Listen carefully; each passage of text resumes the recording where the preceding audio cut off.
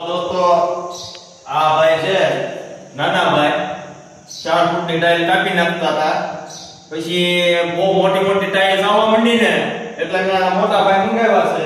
તમે જોઈ શકો છો આમાં 6 ફૂટની ટાઇલ ઊભે ઊભે કાપવી હોય તો કપાઈ જાય છે. તમને ડેમો કરીને બતાવું. હજી આ કાલે આવ્યો છે અને આજે આનું મુહૂર્ત કર્યું છે.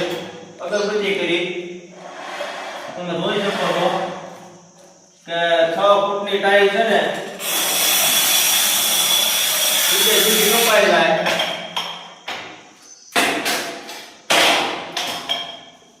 તમે જોઈ શકો છો આ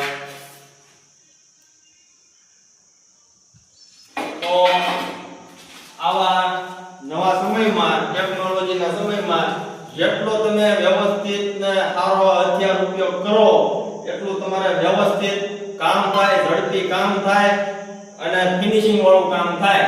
તો બધા કારીગર મિત્રોને મારું એવું કહેવાનું છે કે હું 6 ફૂટનો ઓરડો મંગાવી લો એટલે તમારે કાંઈ જોવાનું જ ન રહે.